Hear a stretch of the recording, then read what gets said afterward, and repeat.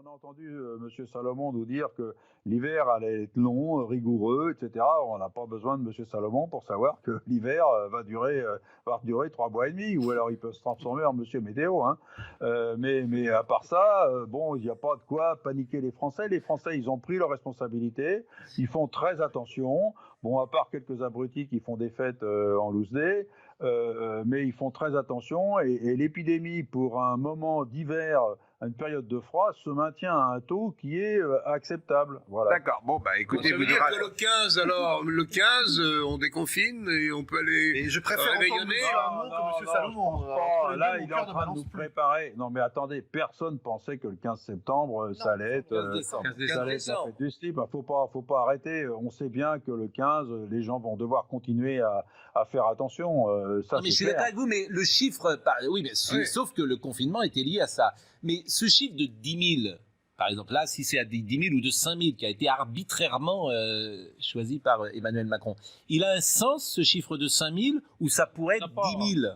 C'est pas arbitraire, c'est-à-dire que ça correspond à un chiffre qui fait que le taux d'hospitalisation n'augmente pas et que le taux de réanimation n'augmente pas. Ça permet justement de maintenir, de continuer à opérer les gens qui devaient être opérés, qui ne sont pas atteints de la Covid, et ça permet aussi d'accueillir en réanimation des gens qui ont d'autres pathologies que la Covid, parce que c'est pas parce qu'on a une épidémie de Covid en ce moment que les autres maladies se sont arrêtées.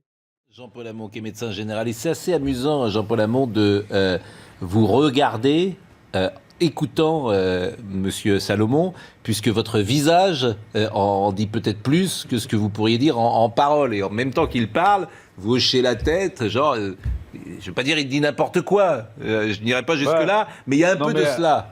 Non mais attendez, quand il nous dit qu'il y avait 5 000 cas en été et que là il y en a 10 000, forcément en été on n'avait pas de tests. On a commencé à avoir des tests vraiment à partir du mois d'octobre. Donc, et là maintenant, on a des tests antigéniques qui sont utilisés à la fois par les pharmaciens, par les médecins, par les infirmières. Donc forcément, il y a beaucoup de gens qui testent. On savait, enfin nous dire que l'hiver va être long. Franchement, l'hiver, il n'est pas commencé. On savait qu'on était en période de froid. On savait qu'on était dans une période où, malheureusement, on n'allait pas pouvoir ouvrir les fenêtres comme on l'a en été. On sait aussi qu'on est dans une période où on ne va pas pouvoir manger dehors.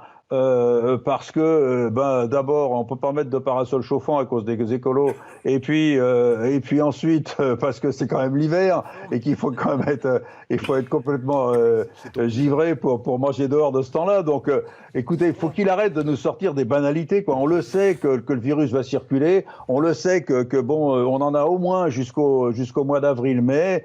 Voilà quoi. Il est peut-être pas obligé de venir tous les soirs nous rappeler ça. Hein. Non mais il dit que la période des réveillons, M. Hamon, va pas être excellent pour les chiffres.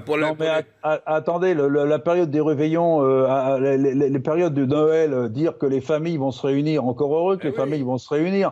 Même si dans les familles nombreuses, déjà, il y a des gens qui ont pris des dispositions pour faire Noël en 2 fois, voire 3 fois. Donc, tout le monde sait ça. Maintenant, vous savez, les Français, c'est pas la peine.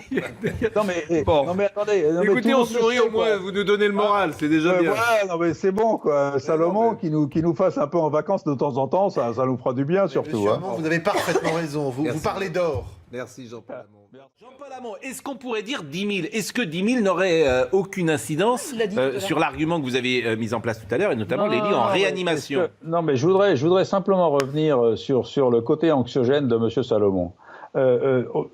Olivier Véran est venu spécialement s'inquiéter des cas de dépression qu'on a actuellement en France et qui sont bien compréhensibles. Et là, on a M. Salomon qui, tous les soirs, en rajoute, qui vient nous expliquer que l'hiver va être long, que ça va augmenter, qu'il faut faire attention, etc. Les Français le savent.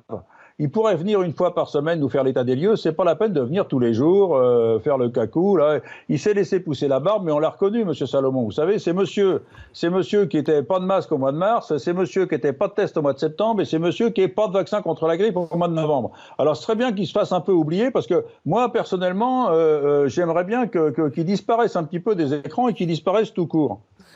Non, attendez. Non, attendez, des écrans. Pardonnez-moi de sourire, mais je me dis, si un journaliste disait ce que vous dites, monsieur Salomon, monsieur Hamon, et je rappelle que vous êtes médecin hein, quand même. Mais... Non, mais qu'il disparaisse, je vais pas demander, Oui, attendez, qu'on l'entende plus, Non, mais qu'on l'entende ce qui est drôle, plus, c'est ce qu'on que vous l'entende dites, plus, c'est parce que vraiment les gens, quand ils le voient, mais ils augmentent leur dose de tranxène ou de Valium, c'est pas possible. Je vais vous dire, moi j'ai interprété cette conférence de presse de M. Salomon comme annonciatrice, probablement, d'un certain nombre de renoncements la semaine prochaine. Voilà, moi je suis. C'est ça qui me. Je suis un peu d'accord avec Jean-Claude Dacier. Qui nous met le moral à zéro. J'ai peur qu'on nous prépare une nouvelle fois. Et puis j'ai vu les tweets, il y en a deux ou trois que je suis. Il y a le Gilbert Deray, bien sûr, qui est médecin et qui annonce l'apocalypse à longueur de tweets. Ah bon. Donc, évidemment, ce sont des gens qui, effectivement, depuis le départ, sont très sombres, très pessimistes. C'est-à-dire que eux souhaitent que le pays s'arrête, qu'on soit tous en confinement XXL et qu'il y ait 0 cas de contamination. C'est ça la réalité. Non, mais ce qu'il y a, les Français font extrêmement attention. C'est vrai qu'il y a quelques abrutis qui font des grosses fêtes et ça, c'est totalement inacceptable parce que c'est inconscient. Mais pour le reste, franchement, moi j'entends les familles en consultation qui se préparent à partir à Noël, qui vont faire attention. Il y aura les mesures barrières. Ils savent qu'il va falloir aérer les fenêtres, se couvrir chaudement, etc. Pour Noël, je suis tranquille. Pour le premier de l'an, c'est vrai qu'on peut craindre qu'il y ait des débordements. Mais sincèrement... là, effectivement, il doit annoncer le fait que le 15 septembre, ça ne va pas se relâcher. Point, c'est clair.